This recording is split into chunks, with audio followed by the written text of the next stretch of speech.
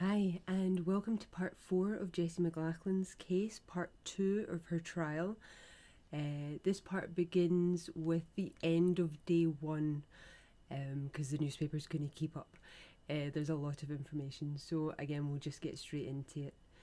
This is from the Caledonian Mercury for Friday, the 19th of September 1862, Glasgow murder trial, Autumn Circuit Court. The following is the continuation of Christina Fraser's evidence from yesterday's paper, which was heard on Wednesday night after our parcel left. Mr. Gifford. How long would she be away?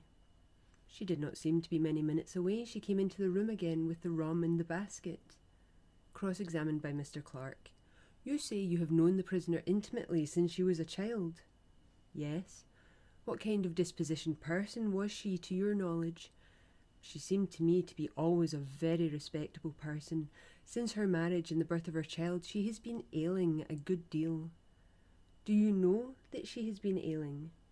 Yes. She was long confined to bed after the birth of her child? She was. She had not more than one child to my knowledge.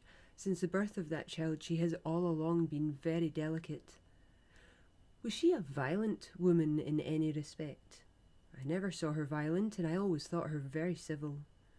Did she and her husband live comfortably together? They seemed very comfortable. Margaret Mackenzie, or Campbell, wife of Donald Campbell, seaman, Clydesdale Buildings, Brumallow Street, Glasgow. I went to live in Brumallow Street at last May term. Did you take the rooms you now occupy from the prisoner? Yes, from Miss McLachlan. How many rooms are there in the house? 3. I took the kitchen and bedroom from her, and I still live there. There's an outside door and then the lobby in the house. The first apartment you come to as you go in from the front door is the kitchen. My bedroom is the next, and the third room is at the end of the lobby. It is occupied by Miss McLachlan herself.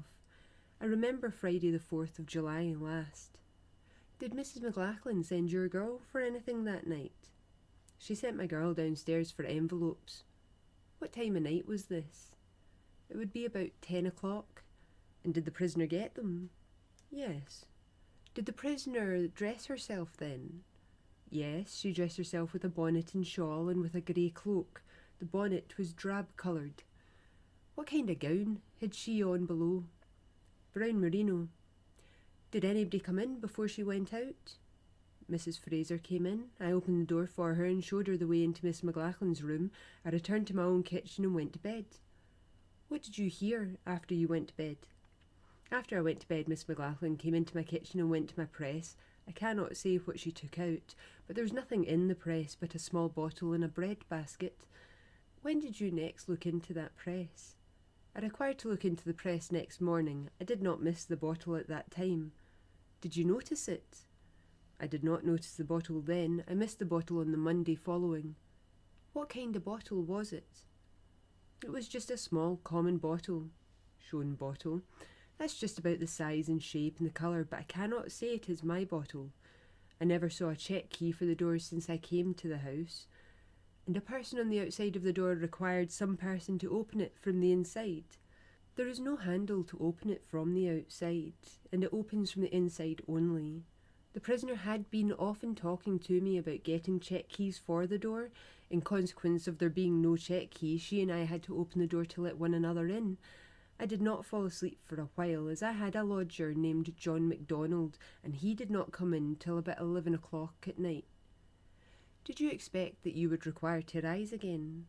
Well, I had an imagination as Miss McLachlan had been speaking about going out. I saw her dressed to go out before Mrs. Fraser came in. You had some expectation of having to rise to let her in again?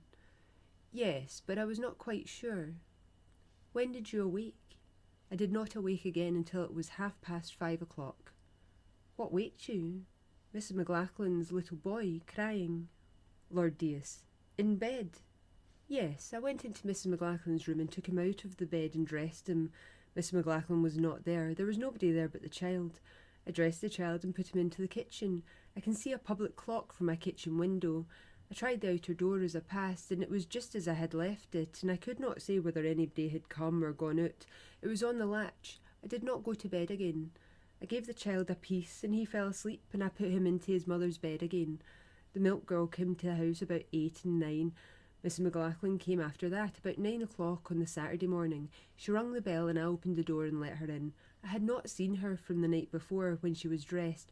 I cannot say whether she had on the same gown, but her bonnet and cloak seemed the same. She was carrying a bundle or something like that under her cloak. It was not an extra large bundle. I dare say the bundle was twice larger than a person's head. She said, "Is that you?" or "There you go," or something like that, and passed into the room. I saw her going downstairs a short time after she came in. She had a clothes basket. I observed she had a dress on that I had never seen before. It was a merino dress of a reddish colour, and it had a plaited body. The colour was like mahogany. It was plain, not flounced. I thought it was trimmed with black velvet, but I could not exactly say. She went out with a brown merino dress the night before, and it had flounces. It was not the same dress. The trimming was also different. She had a cellar at the foot of the stairs. I did not see her then, as she went into her own room, but she went out again and said to me, "Will you light my fire?" I did not see her then either. She merely cried to me and I went out. She came back between 12 and 1 o'clock. The door was open when she came back and she walked into her room, and I did not see her and cannot say what dress she had on when she came back. Shortly after this I went into her room for my little basket. She said, "I have taken your basket." She had on at that time a blue poplin dress. Cross-examined by Mr. Clark. The prisoner was always in delicate health. She has complained to me of heart disease and shortness of breath at times. She was in her own house on Saturday night and all the Sunday, but on Monday she was going out and in. By Mr. Gifford. I was at home all that Friday. I could not say that I saw any man call for her on the Friday or on the Saturday. I have never seen any old man calling for her. Lord Dias intimated to the jury that the court would now be adjourned and that they would be conducted to a hotel till next morning. He recommended them not to talk about the case, as neither he nor they knew what was the nature of the evidence yet to be adduced. The jury were conducted from the court, and the court adjourned at 9:15 till next morning at 10:15 o'clock. Second day, Thursday. The trial was resumed this morning in the Glasgow Circuit Courtroom before Lord Dias. The evidence led on Wednesday had considerably increased the excitement of the public in regard to this mysterious case, and at an early hour the square in front of the courthouse was filled with an eager crowd, anxious to obtain admission to the court. The courtroom itself was quite crowded long before the hour appointed for opening by privileged parties, and several gentlemen obtained seats on the bench. Shortly after 10 o'clock, Lord Dias took his seat and the prisoner was placed at the bar. She looked rather paler than on the previous day, but none of her firmness seemed to have forsaken her. The first witness was Mary Black, or Adams, who, examined by Mr. Gifford, deponed, "I know the prisoner, and have known her for 2 or 3 years. I have been in the habit of washing clothes for her during these years. I used to wash in her house in the Brumallow. She employed me sometimes to go to a pawnbroker for her. It was to Clark's in Brown Street and Hutchinson's in Argyle Street. She sent me there for the purpose of pledging goods and redeeming goods. She used to send me with her own clothing. I always gave the name of Fraser, number 5 Main Street. That was not her own name or her own residence. She told me to give the fictitious name. I was in the prisoner's house on Thursday, the 3rd of July. I was washing for Mrs. Campbell, the person who lived in the same house. I was there on Friday, the 4th, also employed as before. I saw the prisoner and she sent me to Clark the pawnbroker's in the forenoon with a dressing glass. She told me to get 6 shillings on it and to lift a cloak of hers out of the pawn. I went. I got 6 shillings on the glass and paid 4 shillings 7.5 on redeeming the cloak. I brought the cloak to the prisoner, identifies a grey cloak as the one she got in the pawn office. She said she wanted to go from home. I saw her again at 5 o'clock in the afternoon, and she asked me to come back in the evening between 9 and 10 o'clock to keep her little boy. This was on Friday the 4th of July. She said she wanted me to come because she was going to see Jessie. I understood her to mean Jessie McPherson, as both she and I were in the habit of merely calling her Jessie. I knew Jessie McPherson very well. I had known her about 2 or 3 years. I asked the prisoner why she was going so late, and she said it was the time Jessie was alone, as the old man went to bed about that time. She just used the expression old man, but I knew she meant old Mr. Fleming in Sandyford Place, where Jessie was a servant. I was only once in Sandyford Place after this occurred, but I was never there before. The prisoner said no more about the old man at that time. I told the prisoner that if nothing came in the road, I would come back and keep her boy. The prisoner wanted me to call upon a smith to get her check key for the front door sorted. She said she did not like always to trouble Mrs. Campbell with opening the front door. She told me to go to a smith at the foot of Carrick Street. She did not mention his name. I forgot to go to the smith. She gave me no key to show the smith, but merely wished me to ask him to come and look at the key. That was all that passed at that time, unless she remarked that Fleming was fascious, annoyed, to see any person going to the house. She said that he was so, especially at seeing anyone who had been an old servant going about the house. I left her about 5:30, but did not go back that night. I felt rather unwell, and went to bed after coming home. I got up next morning, Saturday, about 6 o'clock. I found the prisoner in her own house. No person was with her but her child. She had on a dark dress. This was on the Saturday. Shown and identified the dress number 27. I know that to be the prisoner's gown. I have often seen it. I knew that that dress was in pawn, and when I saw it, I said to the prisoner, "Had you to go your own message?" I said that because she never went to the pawn herself that I knew of, except once. I remember her saying that she went once. I don't remember whether she gave me any answer to my remark. I then said to the prisoner, "I understand you was up for me," and she replied, "Yes, and you couldn't be got when I was wanting you." She then said, "I want you to go a message now." She said it was to Clark's pawn shop. She gave me 3 tickets and £2. She never said what I was to get, but I knew the articles. I went to Clark's and I redeemed a silver watch belonging to her husband's dress coat, and 2 shirts of her husband's and a ring of her own. The things cost about £1, 16 shillings and 6pence altogether, so far as I can recollect. I was a little surprised at the prisoner having the money. I passed a joke about it and said, "Who did she rob for it?" As a joke. She said it was the money that her husband left for the tailor. I went for no more messages that night, unless for provisions for the Sunday. This was the Saturday night, and she asked me to come back on the Monday. She said she wanted some more parcels home from the pawn. I went on Monday about 12 o'clock. I washed for her on the Monday afternoon. I went also to the same pawnbroker's, Clark's. I don't know whether it was before or after I washed. She gave me 16 shillings. I went to Clark's. I redeemed a pair of trousers, a vest and a jacket, different bundles, all belonging to her husband. I paid the broker 15 shillings 9pence for the parcels. I brought the parcels and the change to the prisoner. I gave the pawn tickets to Mr. Miller at the pawnbroker's who kept the shop and who gave me the articles. Shown a small parcel of crinoline wire. I got these from the prisoner on Saturday the 5th of July between 5 and 6 o'clock when I left her last. It was in her own house. She said that the little boy had pushed them in the fire. I was to make them down for a crinoline to my little girl Sarah. She said the boy burned the wires, not the cloth that they had been in. A laugh. There was no petticoat. It was just the wires. A laugh. She said her boy had thrown them off the chair into the fire. These wires I afterwards gave up to the police and left them with the police. I had occasion from washing for the prisoner to know about her clothes. She had a brown merino gown with a flounced skirt. She had not a merino gown with a plain skirt that I ever saw. Shown merino gown. I never saw that till I saw it in the county buildings. I never saw the prisoner have a dress like that. That gown has the appearance of being dyed.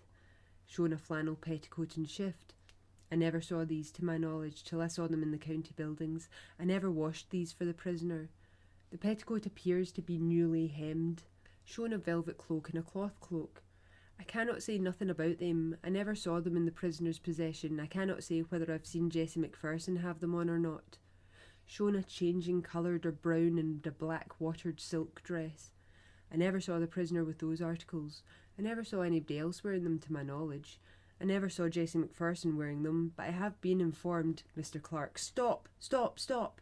Witness, I think I have seen Jessie McPherson once or twice wearing a dress like the brown watered silk dress. Shown a plaid. I never saw the prisoner with that. I've never seen Jessie McPherson wearing it. Shown 13 pieces of woolen or flannel cloth in a bundle. I recognise these. They are a petticoat of the prisoner's. I've washed that petticoat for her, not very often, but sometimes. Here the witness seemed to be deeply affected, and she was addressed by Lord Dias as follows. I don't wonder that you are affected, Mrs. Adams, at having to answer such questions, but take time and compose yourself. It is necessary that you should state all that you know regarding the matter. Examination continued. It was made out of a half blanket. I knew it at the time. It was a washing. Shown 6 pieces of wincey. I never washed a petticoat made out of that cloth, I think, but I have seen the prisoner wearing it constantly. Shown 20 pieces of Coburg cloth. I recognise these as part of a dress of the prisoner's. They are all torn pieces now. I see parts of the flounces and the trimming of the dress. I last saw the prisoner with the gown on, of which these are the pieces, on Friday the 4th of July. Shown a sleeve of a Coburg dress. I found that sleeve in the house of the prisoner soon after she was apprehended. I think it was the following Thursday. There were police officers there at the time. Audley Thompson, the policeman, was there. The police got it. The prisoner said to me one day that she would have to get money somewhere. I don't remember exactly the day she said that. She said she was needing money. That was, I think, a day or two before Friday the 4th of July. Lord Dias. You told us that you recollect the prisoner saying to you that she must get money somewhere. Do you recollect the words she used upon that occasion? I believe the words were, I will have to get money somewhere or another. Lord Dias. What did you think at the time she mentioned this to you? I thought perhaps her husband had some few pounds by him that she was going to lift. Lord Dias. When the prisoner said to you that she would have to get money somewhere, did you understand her to mean that she was going to get money, or she must get money? I understood that she wanted her clothes, and that she would require money to lift them. Lord Dias. You understood her to mean that she was wanting her clothes out of the pawn? Yes. Sarah Adams, daughter of the preceding witness, deponed. I have known the prisoner between 2 and 3 years. She asked me if I would go a message. I said, yes, and she asked me to go to the station of the Hamilton Railway. I said, yes, and the prisoner then went down to the cellar and took a little hammer with her and an address, which was the thing she had been writing. She said I was to take the baby and follow after her. She did not say what she was going to do with the hammer or the address. I followed her to the cellar with the baby. She told me to pass by the cellar but not to come in. When she had got the address on, she called me in and asked me if I could carry a box, and said she feared it was too heavy for me. Identifies the box. I was able to lift the box and carried it from the cellar. She told me I was to go across the Broomielaw Bridge. The box was tied up with twine. It was not very strong twine. She told me to get the box weighed at the Hamilton station. I paid 4p for it. I cannot read writing. I told the box belonged to Mrs. McLachlan. I did not see the box opened and did not see what was in it. She told me I was not to open the box.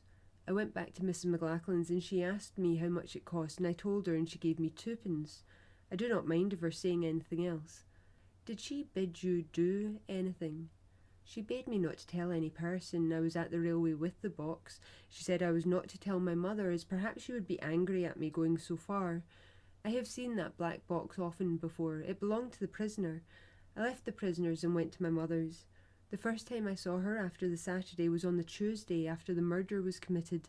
I do not know the hour I saw her on the Tuesday. I saw a bonnet and black shawl on the table. Bonnet produced, trimmed with blue ribbons, and identifies it as the bonnet she saw. I never saw that bonnet before. I never saw the black shawl either before. I lifted the bonnet to look at it, as I had never seen it before. I saw her again on the Saturday, the day before she was taken up. I was sent a message to Jessie McPherson about 3 or 4 months before I left prisoners with a pair of crinolines, and I was sent another time 3 days after that message for the loan of £2, which I got from Jessie McPherson for Mrs. McLachlan. Shown pieces of woolen cloth. These were once a petticoat that she had cane in it for crinolines to make it wide. When the cane was in it, it was a petticoat and it belonged to the prisoner. I've seen her wearing such like as this. I know it to be her petticoat by the stitching, which is my own stitching. I stitched that one day when she was going out in a hurry. She gave it to me and asked me to stitch it. This was a good while before I left the prisoner's service. Shown wires of crinoline. I never got these from anybody, but I saw them on the Saturday after I took the box to the Hamilton station when I went to call at my mother's. Shown merino gown. I never saw the prisoner have that. Thomas Robb, Assistant Superintendent of Police, Southern District, examined by the Advocate Deputy. I was present when the prisoner was apprehended on Sunday the 13th of July in her own house. I found in the house and took possession of a number of pawn tickets. There were 41 tickets. They are all in the name of Fraser, Main Street, but the Christian name varies on some of them. David Barclay of the South Side Station Caledonian Railway testifies about the box left at his station. He's followed by Aaron Wharton of the Caledonian Railway Station Hamilton testifying the same sort of information. Marion Chassels speaks of meeting the prisoner in Hamilton and that her son helped carry her box from the station before they had tea together. Her son James then testifies regarding the same encounter, followed by his brother Mirrlees. John Hamilton, a saddler in Hamilton, also testifies to having been brought a box he didn't end up mending. William Gibson. I live at low water. I saw the prisoner about 30 yards from my house going from it. She was going right up in the Straven direction. It is in the direction of Michelernich. My house is about 1.5 miles from Hamilton. I looked after her. She took the branch road which leads to Michelernich. I did not see my daughter meet her. I saw them within 10 yards of each other. The prisoner was carrying a bundle under her upper garment. Margaret Gibson, daughter of the preceding witness, and about 9 years of age, was next placed in the witness box, and having been cautioned by Lord Dias to speak the truth, was examined by the Advocate Deputy. I saw the prisoner on the road near my father's house. Do you remember what day of the week it was? Tuesday the 8th or Wednesday the 9th of July. The prisoner spoke to me. She said, "Could you tell us a burn where I could get a drink of water? For all the length I've gane, I hadn't been able to get a burn nor shaw to wet a person's lips." I told her where to go. I pointed out the place to the Tommy Lynn burn at Tommy Lynn Park. She went straight up Michelernich Road. She went to the first oak tree on the right hand. We thought she had the appearance of carrying a bundle below her arm. The first oak tree is the nearest to her house in the Michelernich Road. I lost sight of her at the oak tree before you come to the park. By the court. I did not see whether she went to the park or no. By the Advocate Deputy. Tommy Lynn Park is not far from the oak tree. I was in Tommy Lynn Park on the Sunday following. I saw nothing in the park that day, nor found anything. There is a hedge which runs alongside the park. I found some flannel clothing in the hedge. The clothing was thrust in at the root of the hedge on the side next to Tommy Lynn Park. I pulled out the flannel, which was all blood. I ran away home frightened. I was there next day and saw the clothes lying again. I told Marion Fairley that I had seen the clothes in the hedge. By the court. No one was with me when I first saw the clothes. Marion Fairley was with me on the Monday.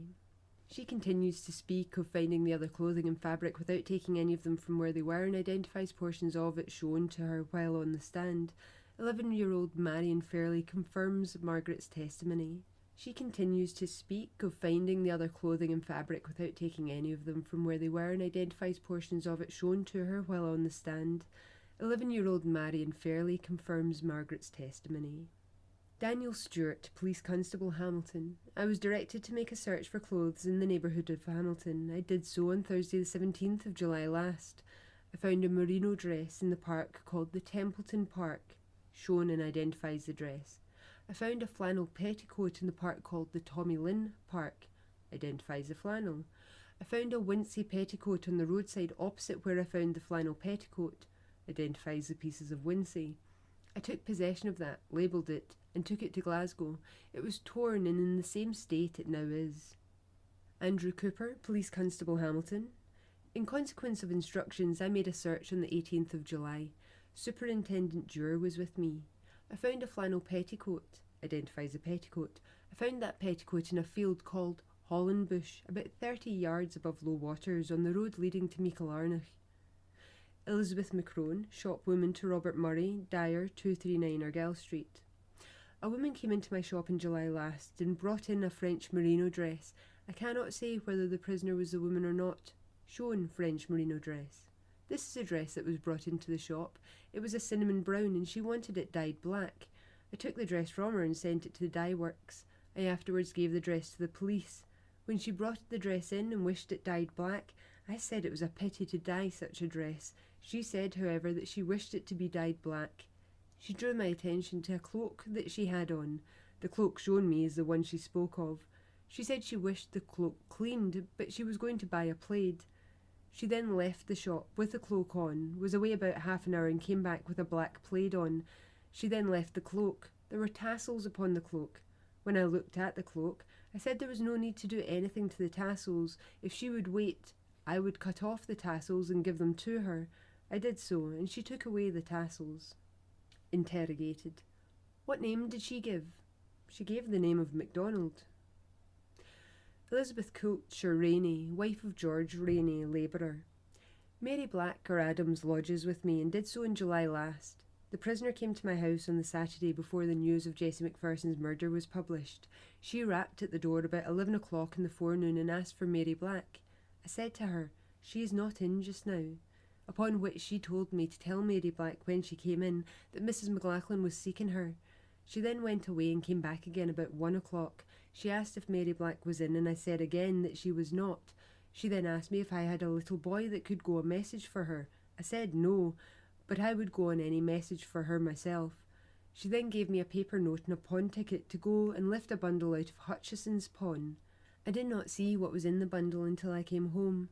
The prisoner opened the parcel when I got back, and I saw in it the poplin dress shown me. The prisoner wore a brown French merino dress and a big grey cloak. She said she would put on the dress I brought her and take the other one to be dyed.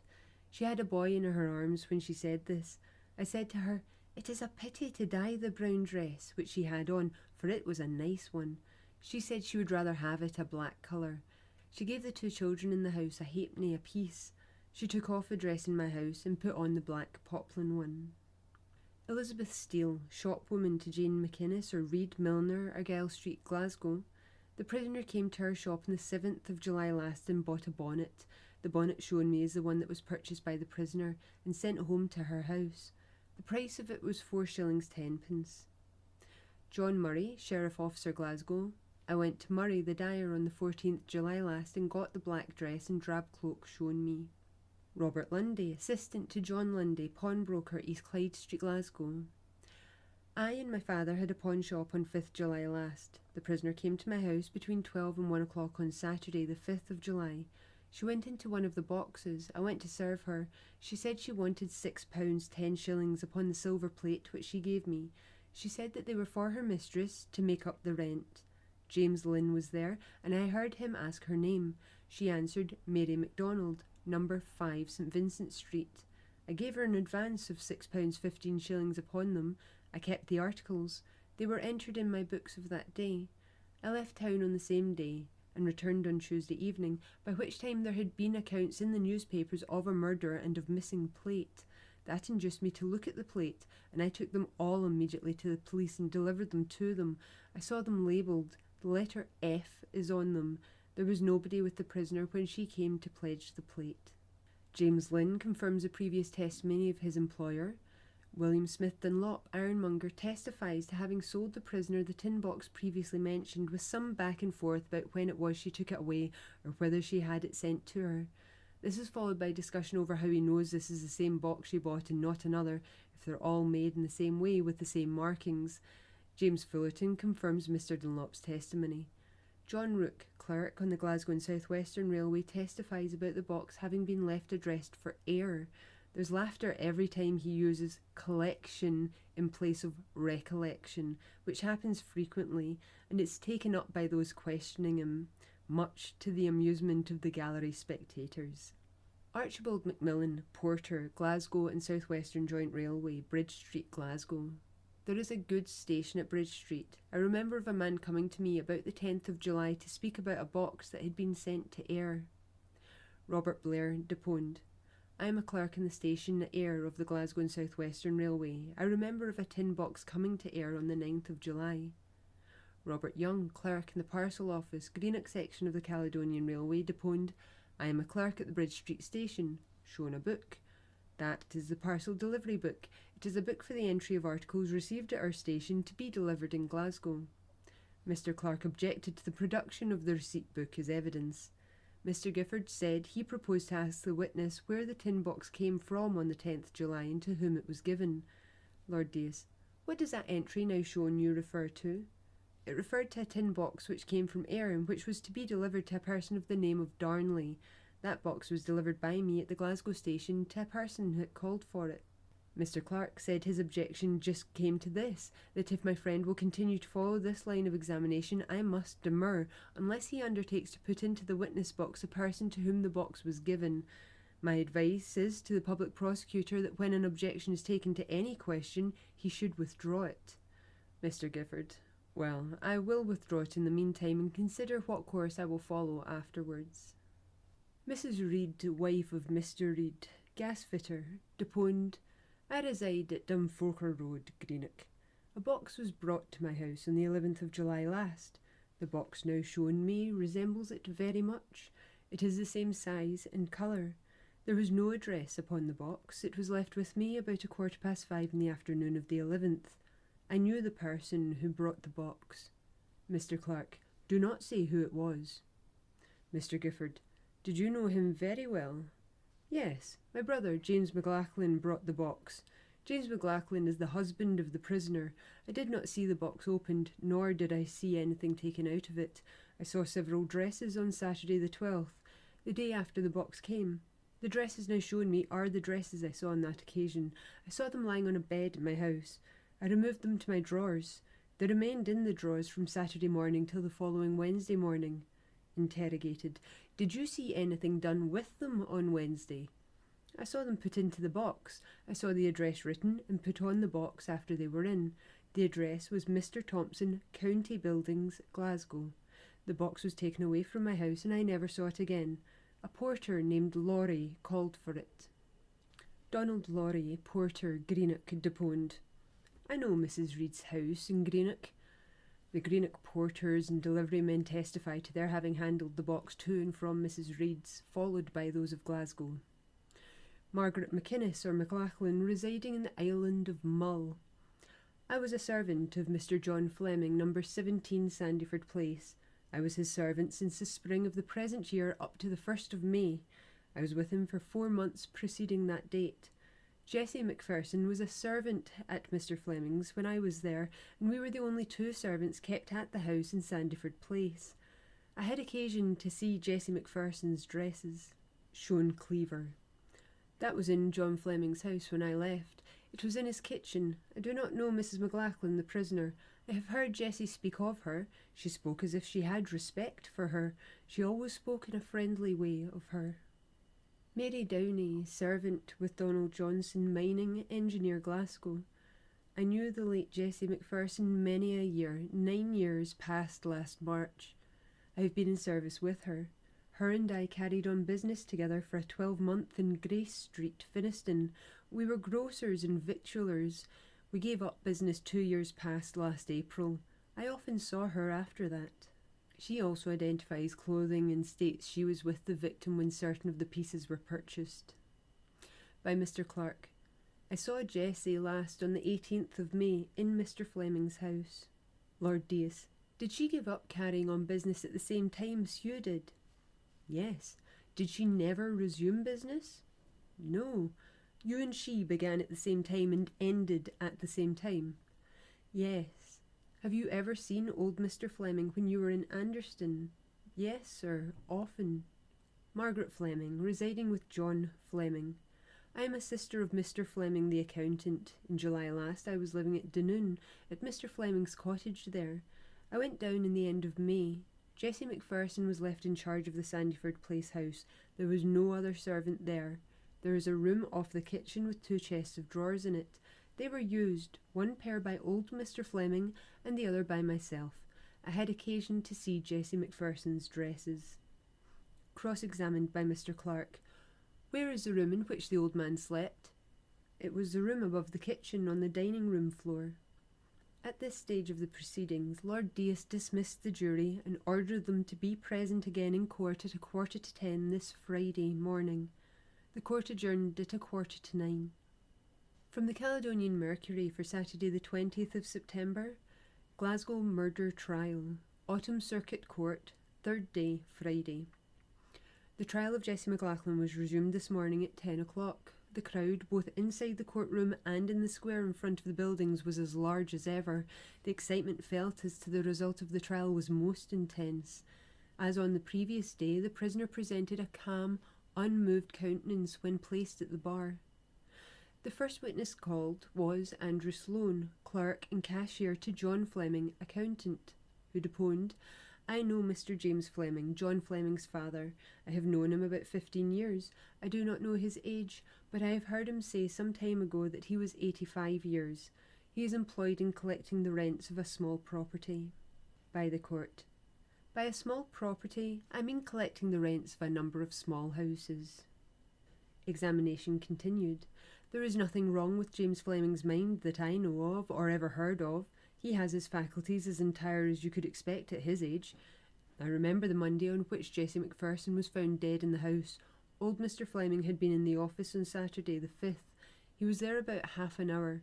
I saw him, but he didn't speak to me, and I didn't speak to him. On Monday the 7th he came to the office about 9 o'clock. He paid me on that occasion some small rents he had received. The amount he paid me was £2, 6 shillings, 8 pence, all in silver money. He left the office shortly after 10, and I did not see him in the office again that day. I was at the house that night in Sandyford Place, and I saw him there. Nothing passed while he was in about the servant. He appeared to be just in his usual condition. I have heard, but I do not know of my own knowledge, that old Fleming has money in the bank. He left the office on Monday morning before either his son, Mr. John Fleming, or his grandson had come. John McAllister, calenderer, West George Street, Glasgow, and deponed, "I know James Fleming, the father of John Fleming the accountant. I have known him for 40 years. My own age is 58, and I have known James Fleming as long as I can recollect. He was a small manufacturer in Anderston. He manufactured damask shawls. I remember Sunday the 6th of July last. I met old Mr. Fleming that Sunday shortly before 11 o'clock, just as the churches were going in. He was going towards his own church. I made some remarks to the effect that I hoped he was well. I walked some 40 yards with him, and he talked in his usual manner. I have never heard anything else than that he always bore a respectable character." Cross-examined by Mr. Clark. "I never hear anything against James Fleming's character. I never heard till this happened that Mr. Fleming had been before the Butte session. I saw it in the newspapers." William McKim, National Security Savings Bank, and Thomas Somerville, Royal Bank of Scotland, testify to the accounts kept by James Fleming. Elizabeth Brownlee, servant to Robert Stewart, 16 Sandyford Place. "I know Mr. Fleming's house. It is number 17 next door. Was a servant to Mr. Stewart in July last, as well as now. I was in Mr. Stewart's house on the 4th of July last, as well as other days. I slept as usual in my room on that night. I heard nothing unusual during the night. Our house is contiguous to Mr. Fleming's. In my sleeping room, I cannot hear any noise going on in the kitchen of Mr. Fleming's house. I can hear coal breaking or any loud noise. I called at Mr. Fleming's house on Saturday betwixt 2 and 3. I rang the bell. It was answered by old Mr. Fleming. I asked the loan of a spade. He told me to come in, and I did so. He went downstairs, and I followed him. The back door was open, and we went out. Mr. Fleming went halfway down to the washing house, which is outside, but before he got all the way, he turned. He said the door of the washing house was locked, so that he could not give me the spade. He said the girl was out. I understood him to mean his servant. I always heard her called Jessie. I asked if the key would not be in the kitchen, and he said no, as he had locked it. He did not look in the kitchen for it in my presence. I understood that he had looked before. The kitchen door was standing open. I saw it. I saw a screen of linen hanging before the fire. No more conversation passed. I said that perhaps I would get the spade again. He said, "Oh yes, any time." I did not happen to notice the lobby or the kitchen floor. I observed nothing peculiar about them. I saw Jessie's dead body on the Tuesday following, and identified it. That was when the doctors were examining it. Cross-examined by Mr. Clark. "Did Mr. Fleming try the washing-house door?" "No." "Did he go the length of it?" "No." "You were not in the kitchen at all?" "No." "You merely walked down, out at the back green, and Mr. Fleming said, 'The door is locked,' and you just walked back again?" "Yes." "When did you usually get your dinner?" "I have no usual time for taking dinner." "Are you quite sure it was in the afternoon?" "Yes, it was in the afternoon." "Are you quite sure it was between 2 and 3? "Yes." "Had you seen old man Fleming before on that day?" Yes. Lord Dias. That is the Saturday you're speaking of. Yes. Mr. Clark. Where did you see him? When he was going down for coals. At what time? About 10 o'clock in the morning. Where did he go for coals? To the coal cellar. Where is it? Adjoining the washing house in the back green. Did you notice anything in his manner that struck you when he was going out for coals? Yes. What was it? He looked about him to see if any person was looking. That struck you at the time? Yes. Did you ever hear Jessie speak of old Mr. Fleming? Yes. What did she say about him? She said he remarked everything that was within the house. Anything more, did she say? She said that he knew all that we did on the other side. Lord Dias. What did she say? That he watched all that we did. Lord Dias. Meaning all that was done in your house? No, but in the back house, when we were outside. Mr. Clark. Do you mind of Jessie saying anything about his eyesight? She said he could see without his spectacles. Did he ever use spectacles? I never asked if he used them, but she said that he could see without them. Yes, and read? He read the newspapers, she said. Mr. Gifford. Do you mind about a week before that being at the back door of Mr. Fleming's house? I remember being down a fortnight before that Friday night of which I've spoken at her own back door. I could see from where I was the back door of Mr. Fleming's green that leads into the lane. I saw Jess open the back door of her green that leads into the lane. She let in somebody. I don't know who it was. It was a woman. It would be about 10 o'clock at night. I heard her say something. Jess said, "The old devil is just now away to his bed." Mr. Clark. Did you understand the phrase, old devil, to refer to old Mr. Fleming? Yes. Lord Dias. What does she say? Mr. Clark. She says she understood the words, old devil, referred to Mr. Fleming. Lord Dias. Oh, I dare say we all understand that. Laughter. A juryman here asked if there was any proof to be laid as to the plans of the house laid before the jury. Mr. Gifford. I shall have great pleasure in proving the plans. Andrew Darnley, pattern maker at the Falkirk Ironworks, deponed. I knew the late Jessie McPherson, who was a servant in my father's house in Falkirk a good many years ago. She kept up the connection with us after she left us. I saw her about 2 years ago when she paid a visit to Falkirk. I was in Glasgow on Saturday, the 5th of July last. I called on Jessie at Mr. Fleming's in Sandyford Place a little after 6 o'clock in the evening. I rang the bell, which was answered by an old man, whom I suppose was old Mr. Fleming. When I rang the bell, I asked if this was where Mr. Fleming lived. He said, yes. Then I asked if there was one Jessie McPherson, and he said, no. I then asked if one Jessie McPherson was a servant here, and he said, yes. He appeared to be a little deaf. I then asked if she was in, and he said, no. I then asked if he knew where she was, and he said, no. I then asked if she'd been long out, and he said she had been out a good while. I told him that I had come from Falkirk, and I left my name to be told to her. That was all that passed. I told him that I was going home that night, and I went away. Did he ask for your name, or did you give it without his asking? He asked it. Did you go back again? I went back on the Sabbath night about 7 o'clock. I did not go home on the Saturday night. I changed my mind. On the Sabbath night about 7 o'clock I rang the bell and old Mr. Fleming answered. I asked him if Jessie was in tonight, and he said, no. Then I said to him, she's surely gae off and out just now, and he never answered me. Did he say anything more? No. I told him I had a friend outside the gate, and I went away. By the Advocate Deputy. Do you remember of his having said anything, noticing that you had not left town? Yes, he said, you did not go home last night. And I said, no. Cross-examined by Mr. Clark.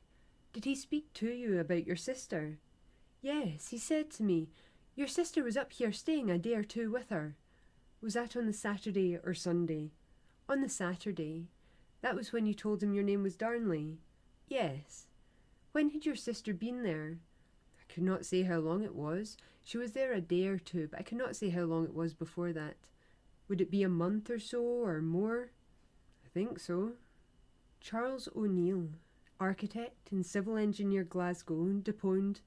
I was instructed to prepare plans of number 17 Sandyford Place. I first went there on the 8th of July. The dead body of the woman was still there. I made a minute examination of the whole house, shown 6 plans of the house. I made these plans. They are correct. They mention what they are. Advocate Deputy, besides the ground plan of each flat, you have given some isometric views. Will you explain to the jury what these mean? There are drawings made at certain angles. It is merely to explain the plans more clearly. Yes. You laid down, I believe, in some of these plans the place where the body was and certain articles of furniture. Yes. Did you do so from the place where they were and when you made these plans? Yes. Mr. Clark, will you show me the ground plan?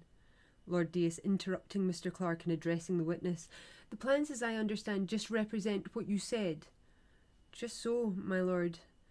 Mr. Clark, being shown the plan of the lower flat. Mr. O'Neill, there is a sort of reddish mark commencing at the closet in the kitchen and passing through the kitchen door. Lord Deas, stop a minute. Let us be more particular. What number is that? Mr. Clark, this is number 1.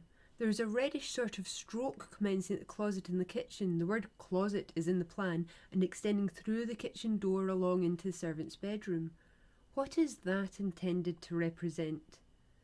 In the kitchen it shows where the floor appeared to have been washed. In the lobby it shows that there was a mark as if something wet had been dragged along it into the bedroom. Mr. Clark, had the lobby the appearance of being washed? No. Lord Deas, the question applied to the kitchen, the passage in the servant's bedroom. The answer applied only to the kitchen and the lobby, and we have not come to the bedroom yet. Interrogated, in the bedroom, what did it show? The same track as was in the passage followed into the bedroom. Was this track in the passage dry? Lord Deas, he already said that the passage had not the appearance of being washed. I said that it had the appearance as if something wet had been dragged over it. Mr. Clark, what is the marks in that trail intended to indicate in the plan? It is a rather reddish hue, as if of blood. What kind of stone is the stone of the kitchen floor? It is a hard blue stone. Mr. Clark, there is a mark in the bedroom between the table and the hearthstone in the servants' room. What does that represent? That represents a portion of the floor that had been washed. Lord Deas, is there a wicket upon one of the lower windows? There is. Which window is that? The wicket is in the window of the pantry. Does that window look to the front? It does. Does it look into the front area? Yes. Is that window large enough for a person to get out when it is open? Quite large enough. Several of the jurymen having here expressed a desire to see the plans. Lord Deas said, Gentlemen, if any of you wish to see a particular plan, you can have it, but according to any experience I have had, the less you and I confuse ourselves with plans, the better. Hugh McKerley, quartermaster on board the Plada steamer, testifies to James McLachlan, the prisoner's husband, having been on board and in Ireland at the time of the murder. Thomas Railton, clerk and cashier to Alex Balderston, accountant, West Nile Street, Glasgow. Mr. Balderston is factor of a property at 182 Brumallow. Testifies to prisoner's past arrears of rent. Lord Deas gets a bit annoyed, asking if he can't just ask what was owed on the 5th of July. Mr. Muir, how much was she due on the 5th of July? £4 19 shillings. She made a payment to me on the 5th of July. What hour was she in the office? About 12 o'clock. David Caldwell, examined by Mr. Muir. I am a clerk to Mr. Balderston. The property number 182 Brumallow is under my charge. Mrs. McLachlan was a tenant in it. She was in arrears of rent. She had been frequently urged for payment. Cross-examined by Mr. Clark. Was she threatened in any way? Not threatened. Did you tell her that she had to the middle of August to pay? I referred to the fact that there was a prescribed period within which alone I could give delay. Lord Deas, is that a fact, or is it a thing you told her? I told her, my lord. By Mr. Clark. What was the prescribed time you mentioned to her? I did not mention the time. Did you say anything to her about the middle of August? I did not mention the month of August at all. Did you say that you had no wish to press her? I did. To her? I said I had no wish to press matters to an extreme. Did you speak to her in anything like a harsh way at all about the rent? Not about the matter of rent. Alex Baxter, joiner, Garscube Road, Glasgow, testifies to having cut out the piece of flooring with the dried bloody footprint. Dr. G.H.B. MacLeod testifies to having performed the post-mortem in conjunction with the police surgeon, Mr. Fleming. He's asked to clarify the autopsy report previously mentioned. Mr. Gifford: There are one or two passages in that report that I wish to ask you an explanation about. I observe, you say, the neck and chest appeared to have been partially washed.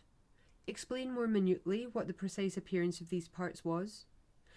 The chest and neck had been apparently cleaned to a certain extent. Still, there was an appearance of blood round the circumference of the washed part. It had not been entirely cleaned from the bloody appearance. Mr. Gifford: What I want you to say is, did water appear to have been used, or could you explain the appearance by the part having been wiped with a cloth? My impression was that water had been used. And further down in your report there comes a parenthesis. The whole sentence reads thus: On further examination it became apparent that the body had been dragged from the kitchen, which lies to the back of the house, and where evidence of a severe conflict was obtained. Does that mean, Dr. MacLeod, that the conflict took place in the kitchen? In the kitchen, or about the kitchen? What was the evidence? The kitchen floor had been partially washed. Upon the washed portion of that floor there were considerable stains, which I carefully examined by going down upon my knees and getting a light. It was quite apparent to me that these stains had been blood. They were greasy and had a reddish look of imperfectly effaced blood. Around the part that had been washed, that is, from the circumference of the part of that floor that had been washed, there were impressions upon the floor which I was then convinced, and am now convinced, had been confused footmarks.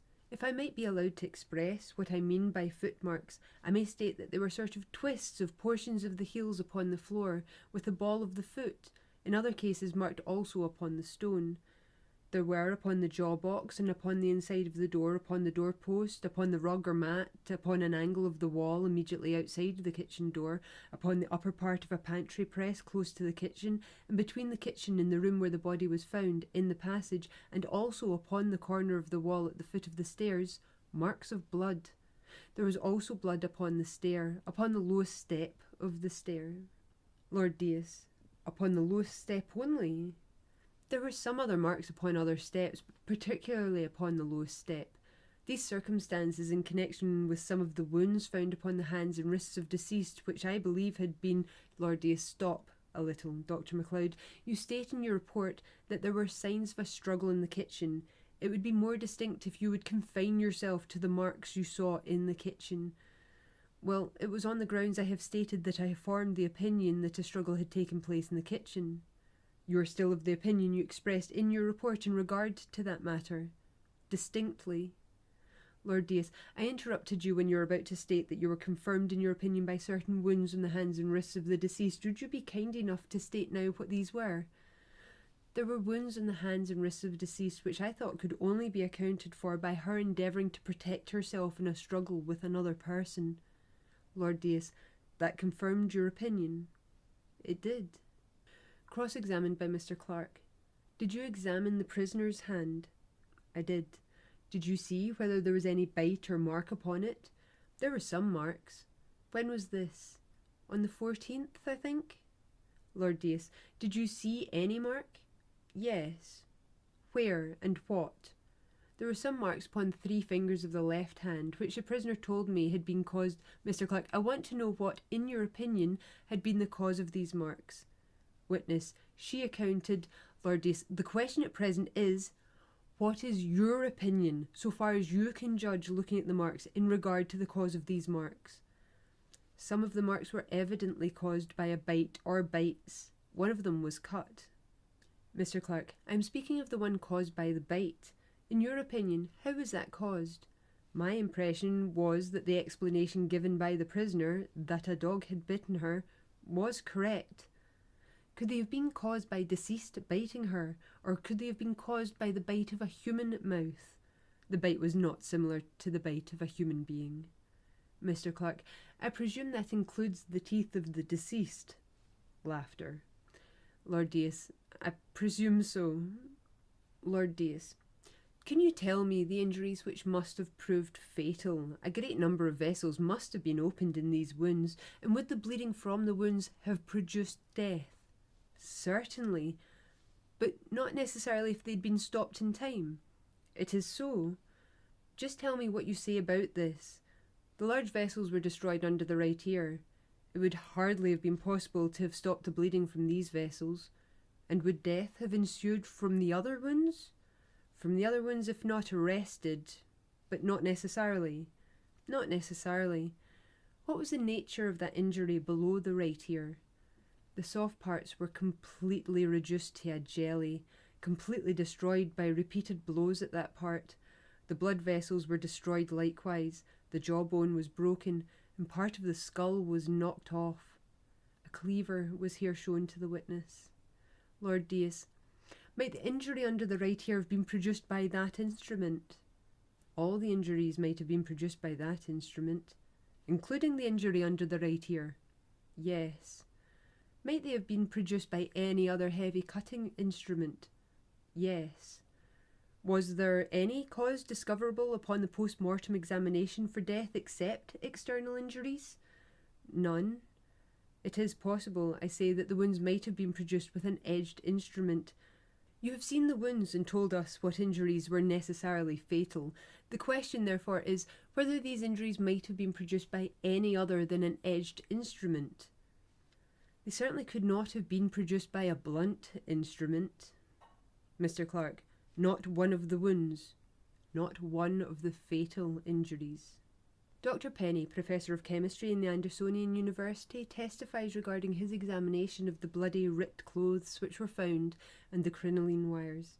He confirms stains to be of blood and remarks upon the burned articles. Andersonian University, Glasgow, 11th of August, 1862. The cleaver. The blade of the cleaver was extensively rusted on both sides, but no stains of blood were detected on its surface. On the handle, however, distinct dark red stains similar to those of blood were visible round the lower edge of the ferrule, and very marked red clots were recognised between the top of the ferrule and the blade. Portions of these stains and clots were cut away and carefully examined according to the methods before described. The results were highly satisfactory, leaving no doubt that the said stains were caused by blood, but the dried condition of the stains rendered it impossible to determine with certainty whether they were produced by human blood. Conclusions. Having deliberately considered various experiments and results comprised in this investigation, I am clearly of opinion that they warrant the following conclusions. 1. That the stains and clots on the several articles of wearing apparel subjected to examination were caused by blood. 2. That the stains on the crinoline wires consisted of dried blood. 3. That the stains and clots on the handle of the cleaver were caused by blood. 4. That in no case was it possible to identify the blood as human blood. All this I certify on conscience. Signed, Frederick Penny, Professor of Chemistry. Lord Deas. I understand the report to bear that the blood you detected on these articles was distinctly mammalian blood. Professor Penny. By mammalian blood we understand the blood of animals that suckle their young. The blood is known by the rounded form or the disc-like shape of the corpuscles of the blood, which distinguish it from the blood of fish, birds and reptiles, the corpuscles of whose blood are oval and have always a central nucleus, and in this way enable us to distinguish the blood of certain creatures from the blood of others. Mr. Clark rose and said, My lord, I wish to object to the admissibility of the prisoner's declarations as evidence. Gives his reasons. Lord Deas. So far as I can gather from the eloquent speech which Mr. Clark has just made, the objection rests upon 3 grounds. In the first place, that the husband had been examined before the prisoner's declaration was taken, at a time when the sheriff and procurator fiscal, one or both of them, had reason to believe that he was innocent and for the purposes of precognition. Secondly, that the declarations proceed to a considerable extent upon questions put to the prisoner, and thirdly, upon the length of those declarations. If there is any other ground involved in the speech of my friend Mr. Clark, I should be glad to be informed of it. Mr. Clark. Questions were put as to certain articles by the Procurator Fiscal before those articles had been exhibited to the prisoner. Lord Deas.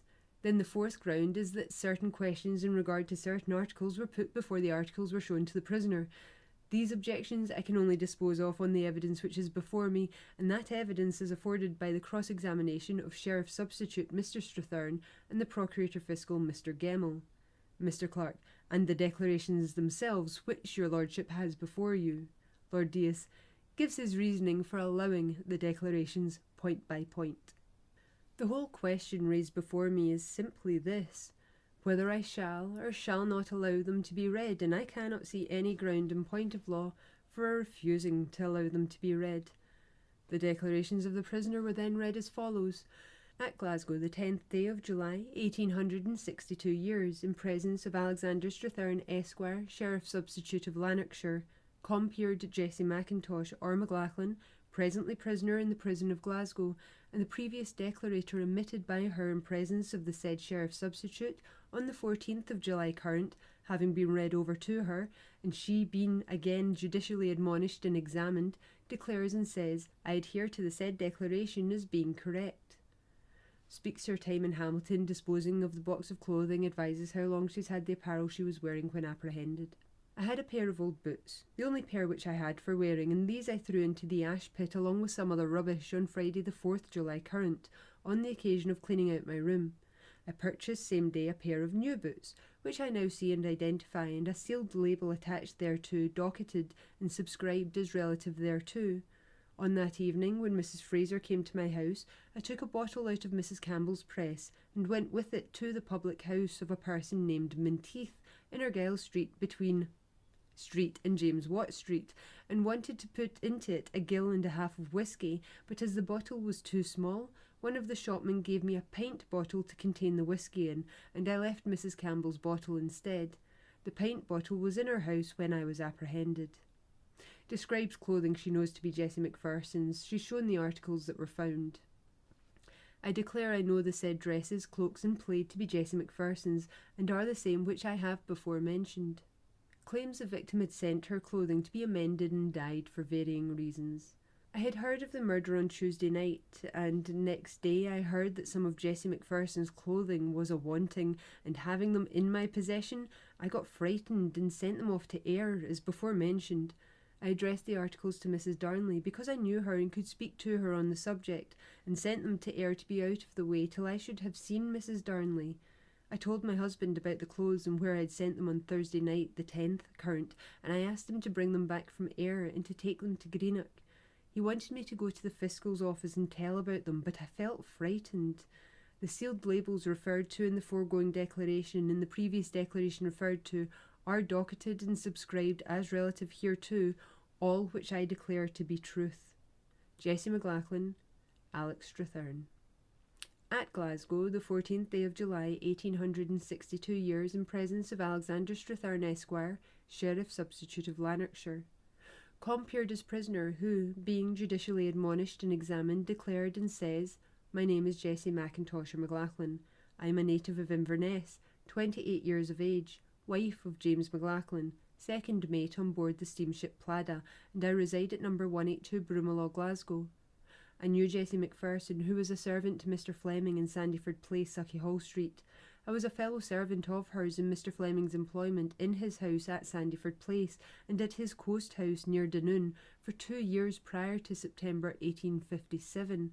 I left Mr. Fleming's service then and got married, and since then I have kept up an intimacy with her, except for a period of about 18 months prior to January 1861, during which time she was at service at Manchester. I last saw Jessie McPherson in my own house at the Brumallow on Saturday evening the 28th of June last. I had also seen her the previous night at Mr. Fleming's house at Sandyford Place, and I went there about 10 o'clock. I rang the front doorbell, but Jessie McPherson happened at the time to be in the dining room, and she told me to go round the lane behind the house, and she would let me in by the back door. I went round and found the back door open and Jessie McPherson speaking there to a servant in the adjoining house, number 16 Sandyford Place. McPherson and I left this girl in the lane and went inside the back door. We conversed there about McPherson going to New Zealand, which she had previously told me she had intended to do. That night I went, by appointment, to see her on this subject. McPherson asked me to get a schedule from an emigration society in Jamaica Street, that it might be filled up for her. I did not get the schedule when I applied for it, and it was to see if I had got it that McPherson came to my house. The last time I saw her on Saturday night, I was not in or near Mr. Fleming's house on the evening of Friday the 4th, or morning of Saturday the 5th of the current month of July, and did not see Jessie McPherson that night or morning, and I was in no way concerned in stealing any silver plate from Mr. Fleming's house on said night or morning. On said Friday, the 4th July, I was in my own house the whole day till about 7 o'clock at night, when I went to see Mr. McFarlane, who had been factor for my house prior to Whit Sunday, and whose place of business was at 112 West George Street, but he was not within, whereupon I returned home. I was not again out of my house till after 10 o'clock, when I went out to convoy home Mrs. Fraser, a seaman's wife, who lives in Grace Street, Anderston. I walked with her as far as the Gushet House in Anderston, where I parted from her. I intended to go to the house of James McGregor, a foreman clothier, who resides in Main Street, Anderston, and who is a friend of my husband's, but I changed my mind and returned home by way of Argyle Street, James Watt Street, and Broomielaw. I reached home about 11:15 o'clock.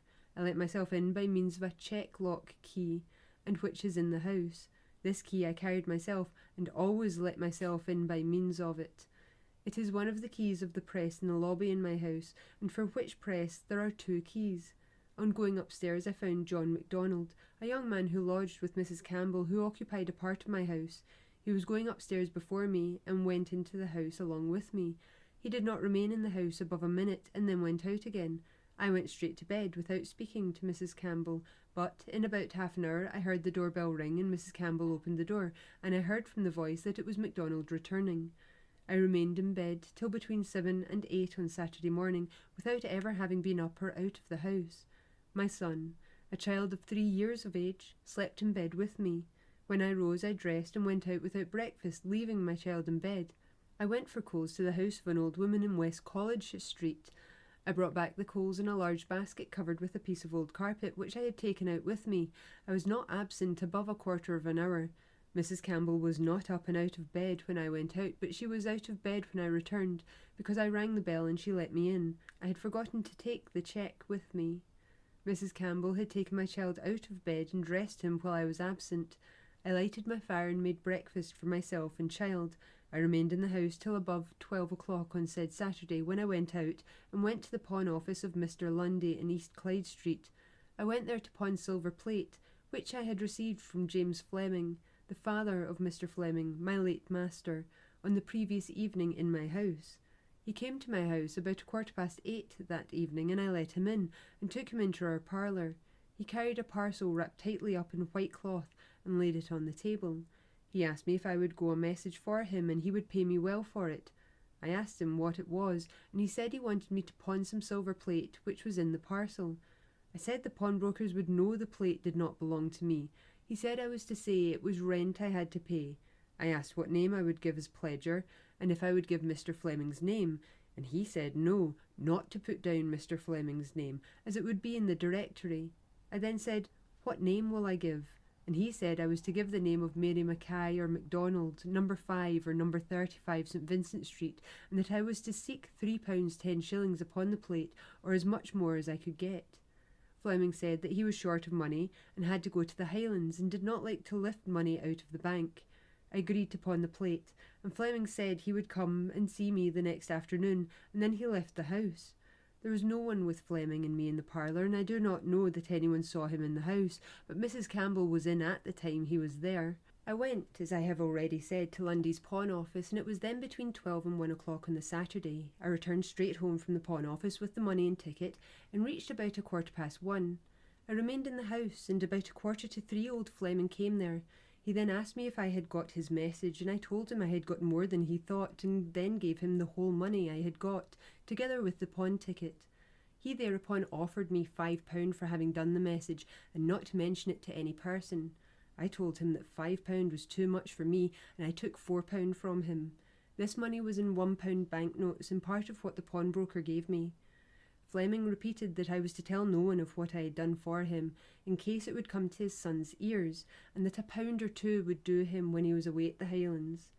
On this Fleming left the house. I had promised Mrs. Campbell, the present factor of my house, £4 on Friday the previous day, and so, on getting the £4 from Fleming, I went and paid the whole of it to Caldwell about 4 o'clock on Saturday. I'm shown a man who calls himself James Fleming, and I declare and identify that man as the person who gave me said silver plate to pawn on said Friday, and to whom I gave the money and pawn ticket on the Saturday. I had £5 10 of my own in the house, which was a balance of £11 10, which I got from my brother in the end of May last. My brother's name is John Mackintosh. I did not ask Mary Black or Adams to come to my house and take charge of my son James while I went and saw the late Jessie McPherson on said Friday night. I did not call twice. I wanted Black or Adams to go a message, but she was not in, and Mrs. Rennie said she would go the message. The message was to redeem from a pawnbroker a black and blue check poplin dress, in which I have now on as an underdress, and Mrs. Rennie relieved and brought me the dress. I left word for Mary Black or Adams to be sent to my house that Saturday afternoon, and she came.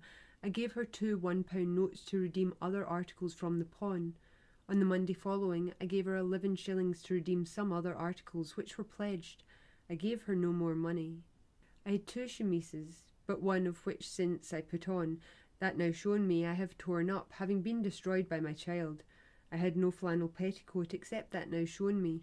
I washed it on Wednesday, the day before I put it on, all of which I declare to be truth. Signed, Jessie McLachlan. Declares further, I was indebted to the late Jessie McPherson in the sum of £1 5 for grocery goods, which I got from her when she kept a shop in Grace Street about 2 years ago. This sum I did not pay, because McPherson told me that she meant to have made a present to my child at its birth, and that I was to retain the money and expend it for the child. And this I also declare to be truth. Signed, Jessie McLachlan and Alex Strathern. At Glasgow, the 21st day of July, 1862 years, in presence of Alexander Strathern, Esquire, Sheriff Substitute of Lanarkshire, compeered Jessie Mackintosh or McLachlan, presently a prisoner in the prison of Glasgow, and the declarations emitted by her in presence of said Sheriff Substitute on the 14th and 16th days of July current, being now read to her, after being again judicially admonished and being examined, declares and says, I adhere to said 2 declarations as being correct. None of said articles of clothing now shown to me belong to me, and I never had any of them in my possession. I was not wearing a gown of the colour of the pieces of merino shown me on Friday the 4th July current. I am now shown a piece of merino, apparently part of the sleeve of a gown, to which a label is attached. Declares that is not the sleeve of any gown belonging to me that I know of. I had at one time a gown of the same colour as that sleeve, the skirt of which I gave to the washerwoman Black or Adams, as I have mentioned in a previous declaration. I never had a gown of the same colour except that one. The body of the gown was worn down, and I gave it away about a 12-month ago to a poor woman who came to my door, or perhaps, for I am not quite certain, I may have thrown it into the ash pit. All which I declare to be truth. Signed, Jessie McLachlan, Alex Strathern. The foregoing declaration, written upon this and the 2 preceding pages by Peter Morton, clerk in the Sheriff Clerk's office in Glasgow, was freely and voluntarily emitted by the therein designed Jessie Mackintosh or McLachlan, while in her sound and sober senses, and was adhered to by her on being read over to her, and was subscribed by her and the said Sheriff Substitute before these witnesses: William Hart, writer in Glasgow, the said Peter Morton, and Bernard McLachlan, Sheriff Officer in Glasgow. Signed, William Hart, Peter Morton, Bernard McLachlan. This closed the case for the prosecution. And that ends part 4 of Jessie McLachlan's case, part 2 of her trial, and we may very well see you back again for part 3 of her trial. Take care.